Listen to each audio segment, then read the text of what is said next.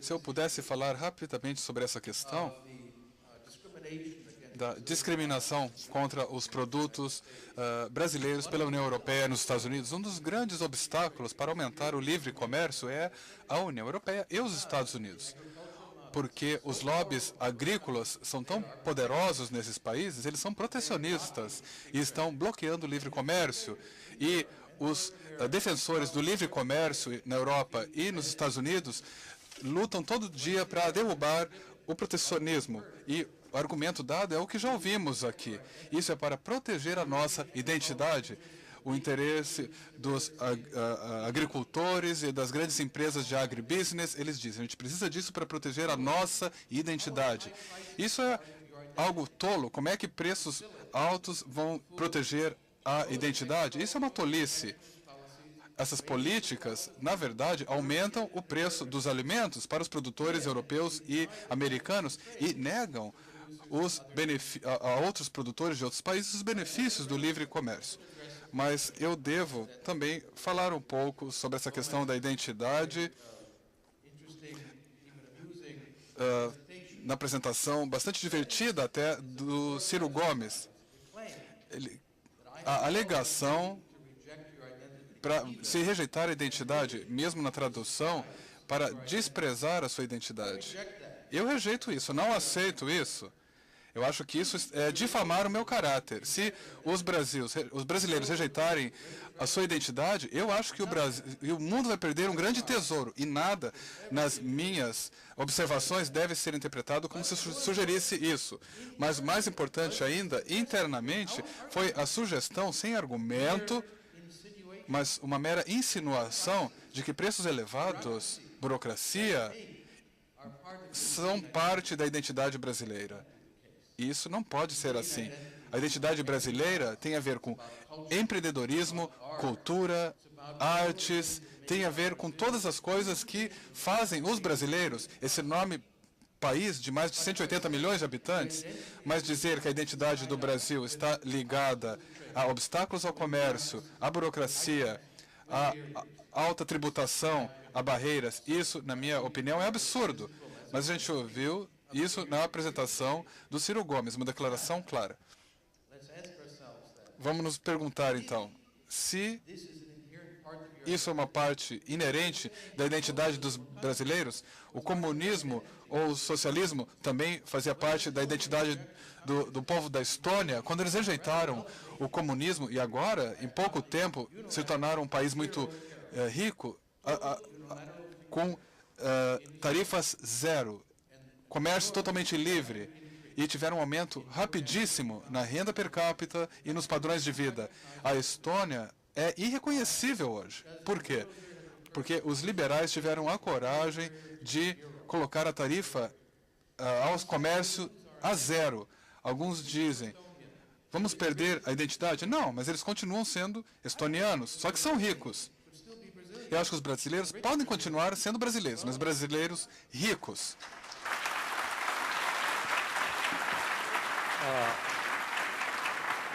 Eu devo ter sido mal interpretado, porque eu definitivamente, em nenhuma hipótese, permitiria que a nossa tradução, por omissão ou ação, entendesse que eu afirmei que burocracia, corrupção, ineficiência faz parte da identidade brasileira. Isso foi mal traduzido.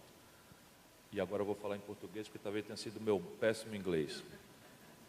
Não é disso, mas o assunto foi mencionado nessa exiguidade de 20 minutos, mas é objeto de uma reflexão minha de algum tempo, parte dela no período que fui visiting scholar na Law School de Harvard, em Cambridge, Massachusetts. E, basicamente, a questão da identidade tem muito mais a ver com a transição, e isso é uma digressão absoluta no nosso encontro aqui, mas talvez valha como uma semente para outros momentos. A digressão que eu ando especulando filosoficamente nas minhas angústias existenciais é que a felicidade humana, e por favor me perdoem apenas porque a questão da identidade nacional consulta mais isso do que aquilo que nós estamos falando, crescentemente transita de valores espirituais, subjetivos, românticos, poéticos, para o consumo, para quanto da minha expectativa de consumo, excitada por uma comunicação global, eu dou conta de praticar com a renda que eu disponho. Essa é a chave de inteligência não reacionária, não esquerdoide, não burocrática, não totalitária, não autoritária, não cubana, não venezuelana, se quiserem a caricatura, da inteligência do que seria o papel de um homem de Estado, ou de uma concepção de economia política moderna, não reacionária, e que incorporasse a melhor virtude do ideário liberal. A melhor virtude do ideário liberal não é a negação do Estado. A melhor virtude do legado neoliberal é a defesa da liberdade e do pluralismo. E pluralismo significa amar o método ao invés de amar a oposição. Significa humildade intelectual para não imaginar que a vida humana, na sua complexidade, se resume no retorno ótimo à alocação de recursos escassos, que melhor do que ninguém sabe fazer o mercado. Até porque eu não sou intelectual, eu sou um operador da vida pública, decente, não tenho nenhum precedente nas minhas antecedências de amor à burocracia, detesto Estado autoritário, odeio burocracia e só falo isso para voltar aqui à reflexão. Então, repare bem, se a identidade nacional é excitada por uma plataforma de felicidade referida a um padrão de consumo, isto tem a ver com identidade cultural mesmo. Por exemplo, o povo japonês quer comprar lucidamente, não por imposição regulatória, e eu fui ver isso um período, comprar arroz mais caro. Porque por um traço de identidade cultural japonês, que é a memória da fome, eles não querem, por qualquer tipo de razão, por nenhum tipo de razão, perder autonomia na produção do seu principal trato alimentar. Isto é dramaticamente cultural. O Japão tem reservas para comprar arroz mais barato do Paquistão, de qualquer lugar. Isso quer dizer o quê? Que é perfeitamente possível, noutra dimensão, que não é esse debate aqui, nós discutimos a questão de identidade cultural e se esse padrão de consumo referido à felicidade é mesmo correto. Eu vou dizer aos meus compatriotas aqui, que certamente estão informados, mas para trazer o argumento. O padrão de felicidade norte-americano é um carro, quer dizer, são 2 carros por cada 3 habitantes. Se a China replicar, como está replicando, este padrão de felicidade referido a consumo, e fizer 2 carros por 3 habitantes, o planeta morre. Então é uma questão de identidade cultural, sim, porque nós brasileiros temos uma exuberância nas nossas identidades culturais. Nós brasileiros nos respeitamos, nós até fazemos troça das nossas contradições, mas aqui nós resolvemos a nossa parada com pouco sangue.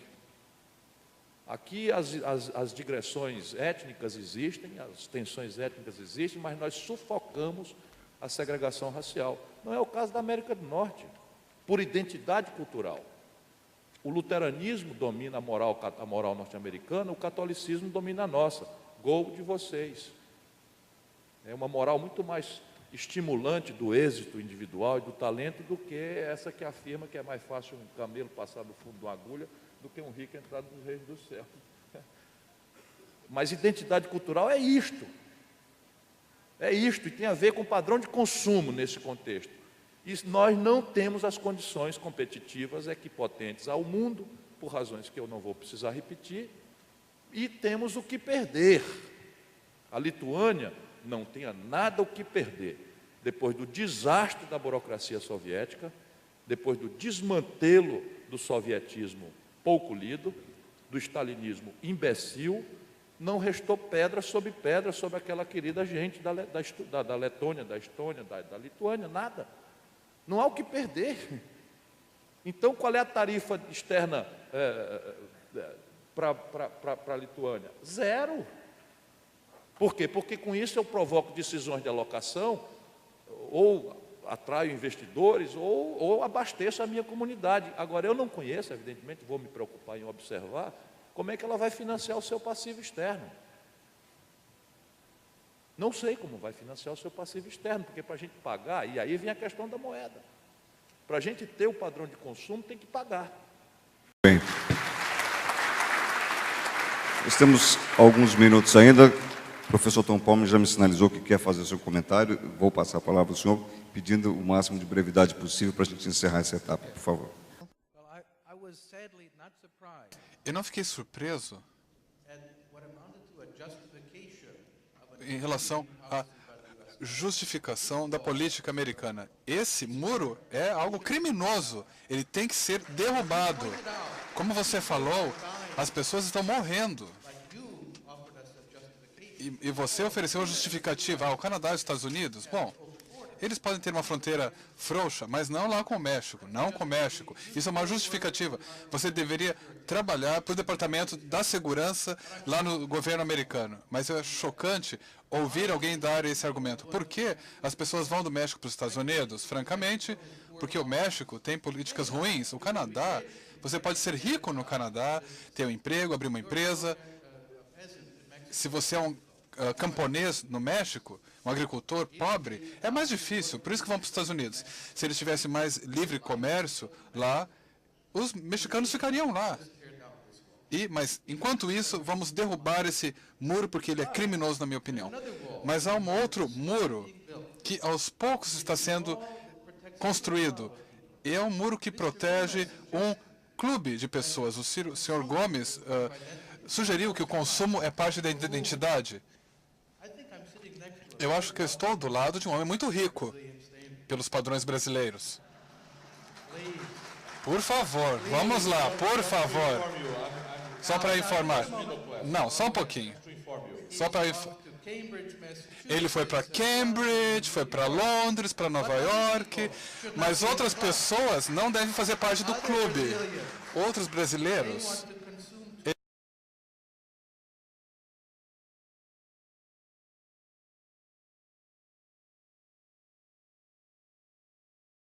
eles querem consumir demais, os brasileiros querem consumir demais, mas nós, os especiais, a elite que faz as políticas, podemos ir para Cambridge, para Harvard, para Paris, para Londres, nós podemos ter esse tipo de vida. Mas não vamos corromper os brasileirinhos, os pequenininhos lá, não vamos corrompê-los com riqueza, deixando eles comprar produtos baratos da China, do Japão, da Europa. Não, não vamos fazer isso. Não vamos corrompê-los. Vamos deixar eles lá no lugarzinho deles, de forma que nós, a elite privilegiada, possamos desfrutar dos nossos privilégios. Dizer que isso é parte da identidade brasileira, bom, você deveria ter vergonha.